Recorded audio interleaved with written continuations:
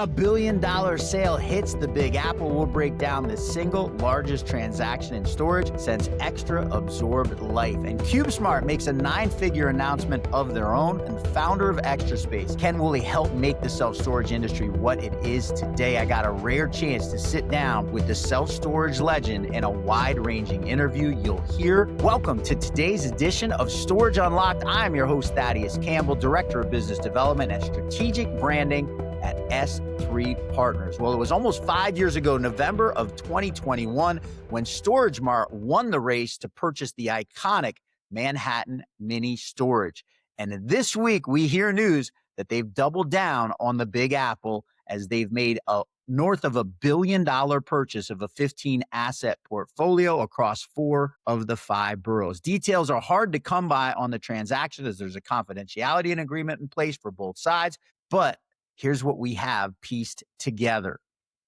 15-asset portfolio, Manhattan, Queens, Brooklyn, Staten Island represented. This absolutely expands the reach of the Manhattan Mini Storage brand across almost the whole Big Apple, reported at $1.05 billion, thought to be a portfolio held by the Carlyle Group. We want to thank the reporting from both ISS and Green Street, adding some color to the press release from StorageMart themselves, reported to be 25,000 plus units across north of 1 million square feet of net rentable square footage, looking like just a little over 50 square feet per unit, which is not unusual in Manhattan. It helps drive the prices, those smaller units, in high demand in the Big Apple. So just wanted to say congratulations to the incredible team at StorageMart, very close to Herbie Bowman out there, and Mark Bukich and Alex Burnham and Mike Burnham, who have both been on the podcast as well. So want to congratulate them. I do want to add a little color to this. I've reached out to some people in the industry to try and get their thoughts on it. And everyone has been gracious, but said, hey, that's somebody else's deal, and I don't really want to comment on it. But I think at a high level, there's some important things to note with this. Of course, StorageMart made the original acquisition in 2021, north of $3 billion. That traded at under a 4 cap. And there was some thought in the industry that maybe there was some pressure on that acquisition because of the high price they paid for it, the low cap rate. Obviously, interest rates have shifted. We know StorageMart is backed by Stan Kroenke, the LA Rams, and SoFi Stadium, the Gates Foundation as well, and the Sovereign Wealth Fund of Singapore. It is very clear with this purchase that their backing feels very strongly about the health of that New York City market and has doubled down on their original purchase. So again, kudos to the folks at StorageMart. Of course, the Manhattan Mini Storage brand has also helped them to launch into the third-party management, which they've done successfully. They absorbed the Metro Storage brand and are now managing all of those assets as well, really growing their brand across the Northeast and throughout the rest of the country. I did reach out to the Burnham family for a direct comment. Of course, they were gracious, but they cited the confidentiality agreement for not wanting to say any more. I mentioned in the open that I sat down with Ken Woolley, founder of Extra Space, earlier this week, and I could not help but ask Ken his thoughts. He also said, hey, that's somebody else's deal. I don't want to comment on the recent deal specifically, but what he did say, he commented on Extra Space's involvement in the original race to buy Manhattan Mini Storage. We were in there wanting to buy. We didn't pay, or we didn't bid what the StorageMart people bid for it. And at that time, it was the cap rate was in the threes. That was what it sold for, about $3.3 billion, as I remember. Woolley himself was involved in over 30 developments in Greater Boston, and we talked about the current strength of markets in areas not traditionally seen as self-storage hotbeds. And by the way, right now, if you look at storage today, the better markets are in the Northeast and in the northern part of the Midwest. They're not in the Sun Belt. We'll have much more from the Extra Space founder later in the show, but the New York City portfolio deal wasn't the only big news in storage last week. CubeSmart continues to position themselves to move up the ranks of storage's power players. CubeSmart announced this week a $250 million joint venture specifically in self-storage with CBRE Investment Management.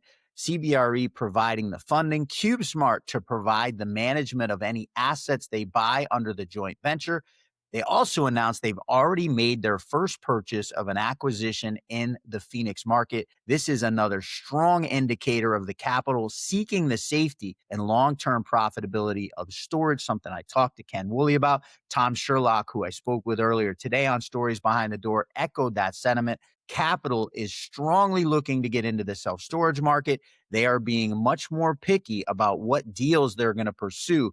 And these stronghold markets, places where it's hard to see competition coming quickly, are all the rage for a big equity coming in. So congratulations to the team at CubeSmart. Guy Middlebrooks, who I say is the nicest guy in self-storage. He's got a race with Ken Woolley there, but was kind enough, maybe the first person who came on my podcast that was a large player in one of the REITs. So just want to say congratulations to the CubeSmart team for a major joint venture with CBRE Management of Fund. An incredible shout out to the panel we had on last week. Nathan Coe, Frank DeSalvo, Kevin Bledsoe came on our Brokers Roundtable on Storage Unlocked.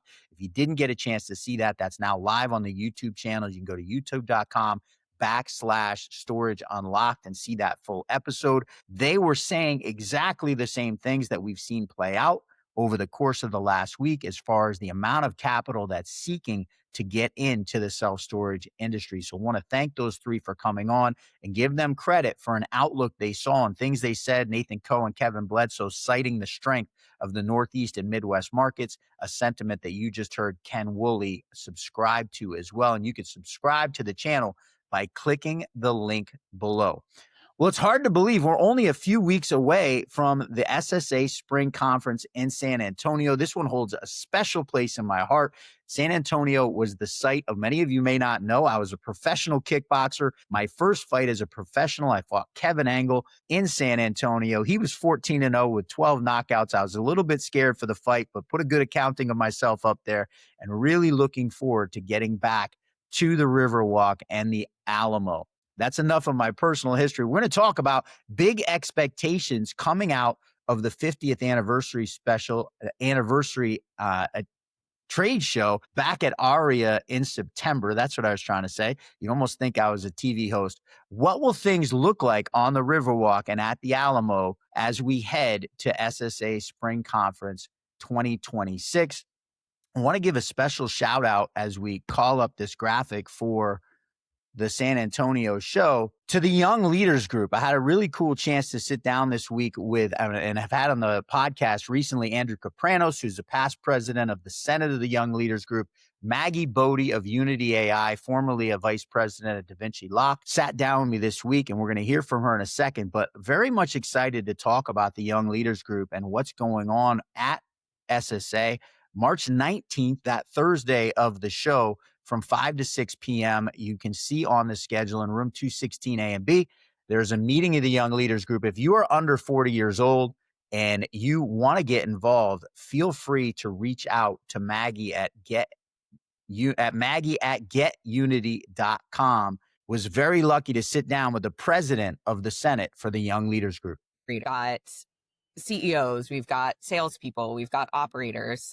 You've talked to Sydney. We've got Nick Mulder, who's been on the Senate for a while. We're represented by Carol Franklin with the SSA. And it's just a great melding of the minds, really smart people, really ambitious people. I think that's like the most important thing, is that it's a group of young professionals that are always trying to push us to the next limit. The Young Leaders Groups for anyone 40 years and younger. So if you've turned 40, you're still eligible, 41 and up, or 52 is in my case. Maybe that's why I'm so excited to talk about the Young Leaders Group. Everyone wants to be part of a group they're not allowed to be a part of. Maggie went on to say that the YLG is a crucial link to the future of both the SSA and the industry as a whole. We're starting to build this great pipeline of leadership and people who believe in growing this industry and creating a really great community around this industry. Again, you can reach out to Maggie at getunity.ai for more information on the Young Leaders Group at SSA. And I would urge everyone that's younger, we've seen so much of this youth movement in storage with the adoption of AI into the industry.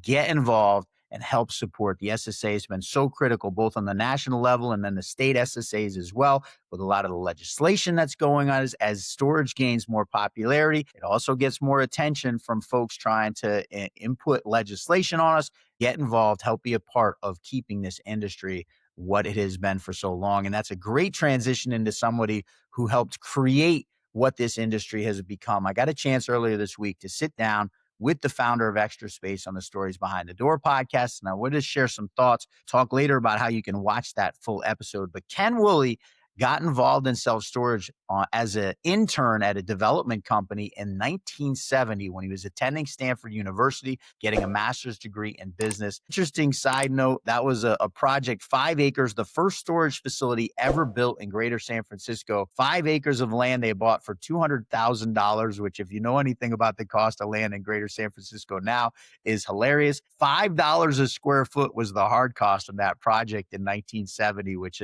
is about 20 times less than it would be right now. So really cool. He left the Stanford Business School and moved to Massachusetts for Boston Consulting Group, left Boston Consulting Group and went to work for a family office in Wyoming, where he kept his interest in self-storage alive as he was tracking what was going on in the industry in the early 1970s.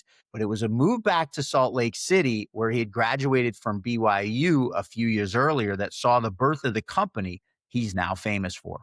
We named the company in Extra Space Storage in 1979, and I quit my job in Wyoming and I moved to Utah, and I became a professor at Brigham Young University in the business school. And I started under the name Extra Space, which was a name that was dreamed up with some friends. We had a brainstorming session, and one of my friends came up with the name Extra Space. Woolley would heavily invest in Massachusetts over the years, and Extra Space still the largest owner of storage in greater Boston. That market sheds light on one of the fascinating trends storage has seen over the last 50 years. I remember building a climate-controlled property in Foxborough, Mass. in 1992, and we couldn't get a premium for the climate control because no one thought you would need it, or why would you have it? And so there was a big evolution that occurred, going from, just simple storage to climate controlled and, air conditioning of course, in the South, air conditioning. Is it a coincidence that the founder of Extra Space mentioned the home of the New England Patriots during the week of the Super Bowl? Of course, I'm born in Massachusetts, diehard Patriots fan since birth. I'm hoping it wasn't a coincidence. If you care, on Kalshi right now, 33 cents wins you $1 on the Patriots winning the Super Bowl. But that's enough. Go Pats. We're going to have some fun this weekend, one way or the other. Fascinating to get the perspective on a number of current issues in storage from someone who's been involved in the industry for north of 50 years. Woolley lived through 20 years of storage, trading above 10 caps, and gave a fascinating perspective on what's going on with rates today.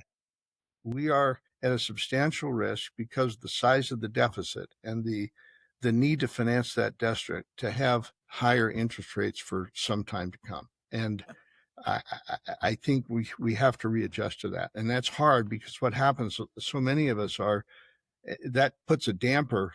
What it does is it makes cap rates not so great. So cap rates have come up to the mid 5s and even 6, and even 7, depending on the type of property.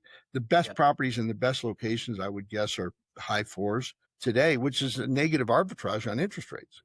Fascinating that in my discussion today with Tom Sherlock, of course, co-founder of Talinvest and somebody deeply involved in the capital markets, really strongly tied into the industry, echoed the same sentiments as Ken Woolley, that he does not think that interest rates are going to come down any significant amounts, that no matter what happens with the Fed, and if they cut the overnight rate, that doesn't necessarily mean the 10-year treasury is going to come down over the course of the next year. He sees people needing to get used to the reality that 6.5% interest rates are going to be the norm, not the exception. To give for some perspective on that, for those predicting a decline in rates over the next year or multiple years, Woolley gave an example of one of his early deals. For retrospective, the second permanent loan I ever got in a storage project was in 1981, and it was at 14% interest fixed for 5 years. And the lender got a 40% upside above the loan as their equity participation in order to make the loan. That lender was no other than Public Storage in 1981. He went on to say the crazy part of that about that deal is that facility went on to cash flow very generously for them, even with 14% interest rate and 40% of the equity going to Public Storage in order to make that loan. If you haven't seen the full episode of Stories Behind the Door with Ken Woolley, you can find it on my LinkedIn page. It'll also be live on YouTube beginning next Wednesday at 12 p.m. So to subscribe to the channel, you can see the link below. You'll get notifications of his and the many other incredible folks, the leaders in our industry, who have been so kind as to share their story with me on the Stories Behind the Door podcast. Keep an eye out also. Of course, I taped the segment with Tom Sherlock, which you can also find on my LinkedIn, the co-founder of Talinvest, that aired earlier today. That will be on the YouTube channel in a couple of weeks as well. If you are a developer, if you have some raw land, maybe you're looking to get into storage, you've heard about Small Bay Flex, you've heard about what's going on in the boat and RV world, we are very much excited to help you out at S3 Partners. I am the Director of Business Development, Strategic Branding. That is Barry Sherman. He first got into the self-storage industry in 1991. He has since been involved as an architect, general contractor, now developer. We offer owner's rep and construction management services at S3. If you need help from entitlements, underwriting, permitting, planning, design, or construction of a self-storage, small bay flex, or boat and RV facility, feel free to reach out to me. You can reach me at Thaddeus@s3partners.com. We're happy to give you a high-level view on any deal that you might have and discuss further how we might help you make that deal come alive. Well, we always wrap up the show with a special segment. Before we dive into that today, I want to take a quick second and invite all my prayer warriors in the audience to take a little bit of time to keep in your mind the manager of a self-storage facility in Northeast Philadelphia. It so happens to be a facility that I drove by every day for a decade as I drove to run my martial arts school that was nearby where this facility is. Late last week, somebody broke into the facility, held the manager and another tenant of the unit holder at gunpoint after stealing some money from the register, shot the store manager 4 different times. That manager is now in critical condition in a hospital in Philadelphia. So I'm asking all my prayer warriors out there, please keep this store manager in your prayers. I will keep you guys up to date on details of what happens. I also want to give an update. I am in communication with the SSA. For all of you who were incredibly gracious in chiming in on my post a few weeks ago about the prayer breakfast at the SSA show, know that the SSA is currently talking about that. Don't be afraid to reach out to the people you know that are involved with the SSA. We're working very hard to get a location and have a prayer breakfast. Hopefully that does not coincide. In fact, no hopefully about it. We'll make sure it doesn't coincide with the Women's Council breakfast. So looking forward to seeing everybody in San Antonio and being part of an amazing prayer service. My goal is to have more than 100 people in that prayer breakfast. So spread the word, talk to your friends, let everyone know that we'll be convening on the Riverwalk and in the Alamo and doing our part to spread God's word. So today, really excited to share a special story from a young man on how faith fuels your business. Tharald Kimball is Director of Business Development at Reliable Construction out of the Metroplex, Dallas-Fort Worth. Way too young to have the incredible story he does, but I got a chance to have this young man share how his faith was cemented early through a couple of trying episodes while he was at the University of North Dakota in his home state. Well, my faith story is a little odd. It's not like most people's. So I'll get into it. Back when I was a freshman in college, I wanted to join the football team. Was recruited out of high school, nothing like that, nothing crazy. A little bit here or there, but when it came down to it, I tried to walk on at the University of North Dakota. And when that all came along, they gave me an opportunity. I didn't make the team. I prayed about it every day. Growing up, I was Lutheran. I went to church, didn't really understand church a whole lot like everybody else. I think a lot of people have the same story where it comes down to it's just, you're kind of forced to go by your parents and you kind of show up every day even if you don't want to go.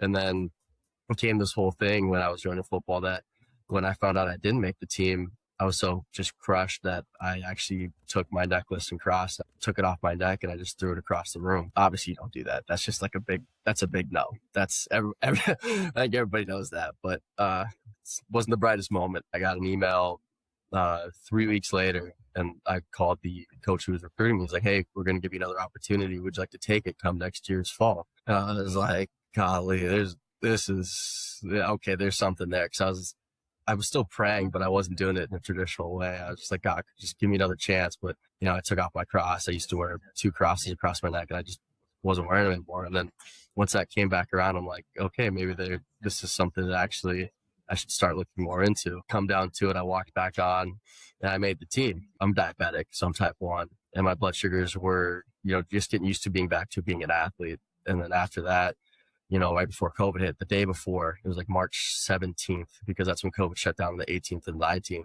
I got in a huge car crash, and I went through the whole town of Grand Forks, North Dakota for 30 minutes. I could be in and out because my blood sugars were so low. But I always found what the craziest part is every time I was about to hit a kid, about to hit something going 60 in a 25 on the back streets, which Grand Forks, North Dakota is all back streets. There's a couple main highways, and the Taco Bell I was going to was literally just a direct shot. And every time I was about to hit something, somebody would tell me like, "Hey, wake up." This was for 30 minutes on and off. And once that happened, luckily the police pulled me over, and I was kind of confused on what was going on. And they asked me if I had noticed anything. I had a light pole hanging out the back of my car, 15-foot light pole. I started joining federal FCA, and then my senior year of college, I just was doing 4 groups. I was learning about Catholic Church. I was doing FCA. I was doing a college Christian on the campus sort of church, and they had a small group and a church I was going to. So I was just learning all about this, because that all led into something that I never thought would be so important in my life, which was my faith. I met a guy down here. His name's Marshall. He's a Bosch sales rep. I was doing CrossFit with him at the gym, just joined, and he's like, "Hey, why don't you come to church with me?" It's Keystone up in Keller. And ever since then, I've made a great relationship with him, his family, his kids. They call me Uncle Tommy. He brought me to the church I go to now. From my faith standpoint, I just feel like, God is there, but God's not going to give everything to you. So he can put you in the right direction, but if you're just going to sit there and you're just going to lay down and say, "I'm done," it's not going to help, because he's not going to just give you a golden apple and say, "Hey, you're off to the races, you're good to go." You actually have to do some of the work yourself. That's kind of one of the biggest things that my father's actually instilled in me is, all these people around you is, going through the day by day, but you can control what your outcome and what you do in this universe. Incredible story from Tharald Kimball. Want to thank him so much for being willing to come on at such a young age, to have the courage to come and share his conviction with us on how faith fuels your business. The full episode will go live on the Storage Unlocked YouTube channel on Monday at noon. So make sure you subscribe, go watch the full channel, hit like, comment. Let's encourage folks to continue sharing these incredible stories of how they're enacting their faith into their business dealings every single day. Really excited for what is happening with this episode. Few things upcoming. Of course, we talked about the SSA later in March, the ISS following on the footsteps of the SSA. Make sure you get registered. If you're going to be at SSA, you're going to be at ISS, please reach out to me. You can reach me at Thaddeus@s3partners.com. All of my contact info is on my LinkedIn page, so I'm very easy to get a hold of. I make it about as simple as it can be. I always get a laugh when people reach out to me and they're like, "Hey, what's your phone number and what's your email?" All you got to do is hit contact info on LinkedIn and you can get a hold of me pretty easily. Reach out. Would love to sit down and discuss with you guys. I want your feedback on the shows. What are you seeing? Are you liking the content that you're getting? Are there other things that you'd like to see? Of course, How Faith Fuels Your Business is not my brainchild. That came from my friend Cam Pactonat, who reached out to me and talked to me about what he thought would be a great addition to the show. He certainly was not wrong. Final note for you guys, Thursday, the last Thursday in February, I got to look up the date now, the 26th of February, we're going to have a REIT roundtable. Very excited to have Alex Burnham joining the show from StorageMart. We're not going to get too much into the specifics of the deal in Manhattan, of course, because of the confidentiality agreement, but we will talk about earnings from 2025. StorageMart is a privately held REIT.